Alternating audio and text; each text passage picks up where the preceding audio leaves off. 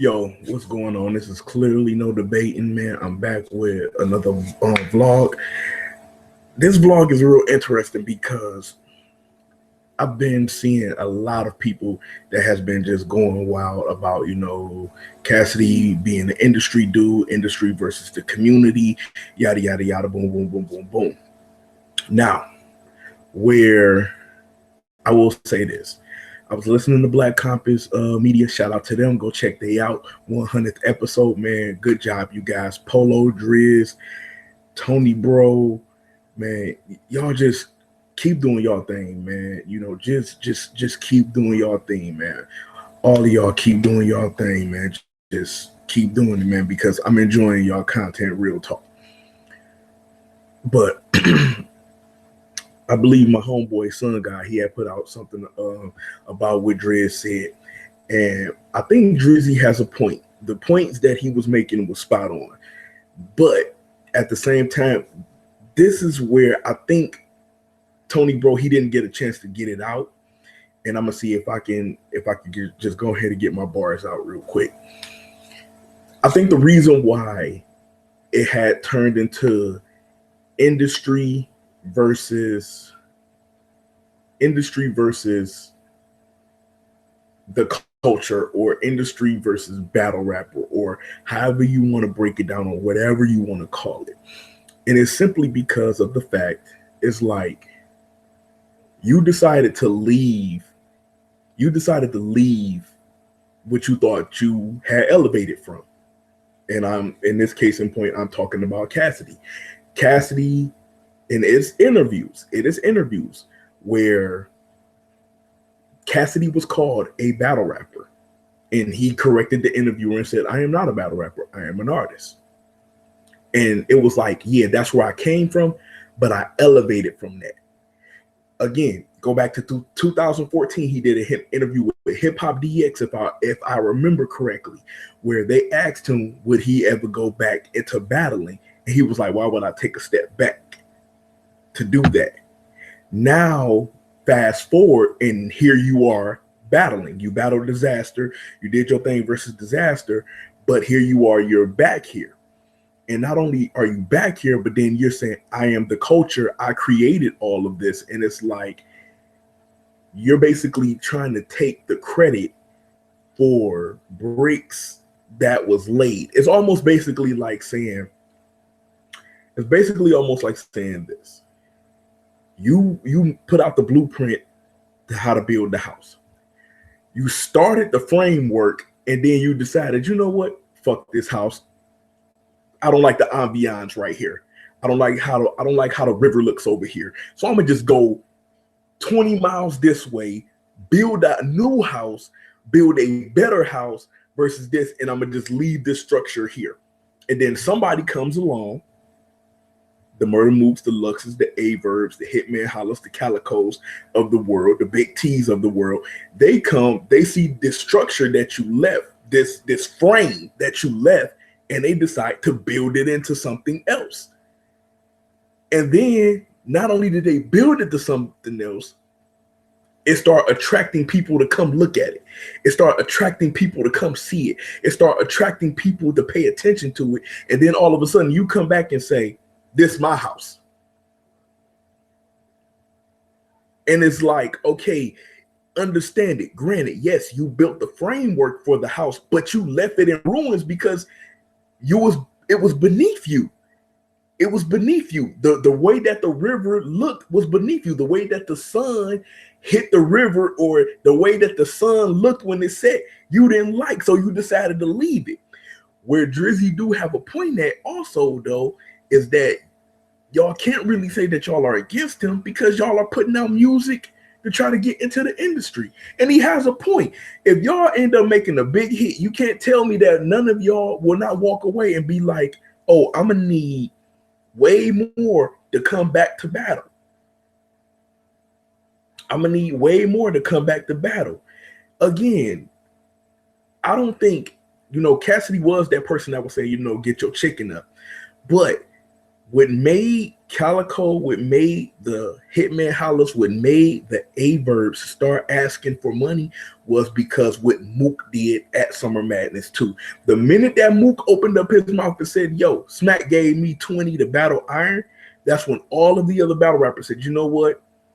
We need to go ahead and start demanding a little bit more money. And then, of course, you know, later on down the line, after when the new PG class came in, that's when the contracts started rolling out and all of that.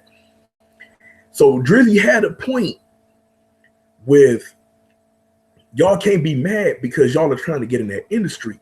But at the same time, where I think the confusion is why they're saying it's industry versus battle rapper is because this man said he elevated from this. He didn't see no point of doing it no more because at the time he felt he was better than this. And again, I'm going back to a 2014 interview, so he probably don't feel that way now. He probably feel like, man, yo, I got time, I got bars to go, I got time to play. I can smoke you fools right now, whatever. But if you're telling somebody I'm past that and this is beneath me, people are going to look at you a little bit sideways, like, okay, you're basically saying that you're beneath what I'm doing, but now you want to come back in and you want us to welcome you with open arms on some Poetic Justice Tupac shit, cousin. You know, like it's weird. It's weird because that's the one thing with me. Like if I'm doing something or whatever, and somebody decided to sit it down, and I decided to pick it up and elevated it to something else, and you feel that you're beneath it, but I'll change the game to something else with it, and then all of a sudden you decide to come back and say, oh, you need to put my name on it because I was the one that started it. It's like, no, you left this where it was. And me and a few other people decided to take it to somewhere else. Okay, yeah. Cassidy was around for the DVD era. Then it was the Mooks. Then it was the Luxes. Then it was the Goods, the Head Ices. You had the Fight Club. You had Grind Time. Then you went on ahead. You had URL. And then it shifted. And I think that's where the problem is. But this is the one thing that I want to point out. You can't be mad at these guys for responding to Cassidy the way that Cassidy is coming in the game, because he basically saying, I raised all of them. All of them is underneath me. And some of these dudes was like, no, you wasn't the one that forced me to pick up a pen and prove that my city yet spitters. It was maybe Mook or it was maybe Lux. Yeah, I mean, you probably was there, but I didn't pick up my pen because of you. And granted, true, you may see bits of Cassidy in somebody's flow, but I'm pretty sure most of these dudes picked up their pen and started battling because of the J Millses, because of the Murder Mooks, because of the Loaded Luxes. By this time, by the time people knew who Cassidy was, he had already had that stamp on Swiss, unless you grew up in Philly. Unless you grew up in Philly and knew that he was cutting niggas' heads off in Philly. So the only point that I'm making is Drizzy had a lot of strong points that I was agreeing with, but the one thing that I really didn't agree with was the whole point of the industry versus battle rapper thing, because this is just my theory of why it's turning into the industry versus the battle rapper thing, is because you basically set up the framework for this house and then you decided to leave because you was better than where you were laying the groundwork at. You were better than this. You elevated from this. You went 20 miles away and built somewhere else and lived comfortably. And then when we finished your work and made it worth something, you coming back talking about it's mine. That's just my point. And those are my that I'm adding into the situation. Because again, I believe Drizzy had made some strong points. Now, the one thing that I will touch on, and then I'm gonna go ahead and walk away from this vlog, is promoting battles. And everybody keeps saying, well, I ain't promoting no battle if I ain't getting no percentages from no pay-per-view. First of all, pay-per-view just started becoming popular. Because remember, we was all, either you went to the event or you waited until after the event to the battles to drop. Now all of a sudden everybody talking about some pay-per-view revenue. I'm sorry, but when I was amateur fighting, we didn't get paid for it. Our job was basically to get our name out there so we can become known and then get our way into getting into the pros after we had enough fights under our belts. Best believe I wasn't getting paid a dime, but I was promoting the fuck out of my fights. I was letting niggas know, man, I'm about to knock this nigga out. I'm about to ground and pound this dude. I'm about to slam him on his head. Come check me out. Boom, boom, boom, boom, boom, boom. That gets fans hyped to want to see you. That gets fans hyped to want to see you. And then so if you have a businessman like John who is saying, well, I'm not seeing no percentages of pay-per-views, so I'm not going to promote the fight. How would you feel? I mean, my battle, I'm saying, and if he did say that, I didn't see the tweet. I'm just going off of what I was listening to on Black Compass.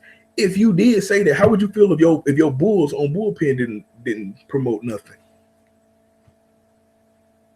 Like, how would you feel? I mean, everybody wants. My thing is this: at the end of the day, you are your brand, and if you want people to pay attention to you, you have to sell your brand.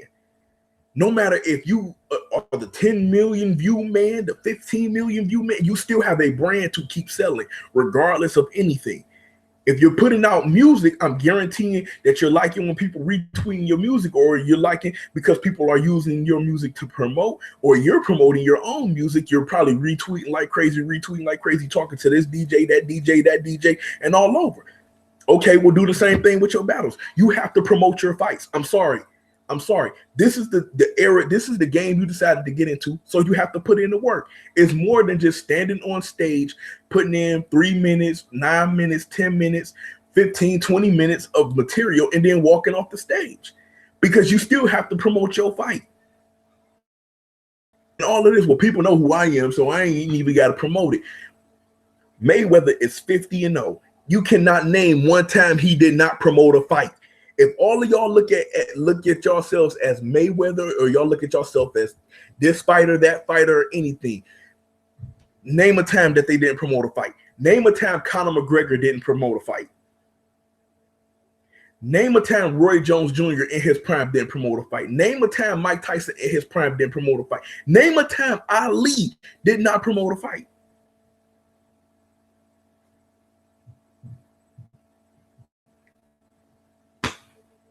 I'm out.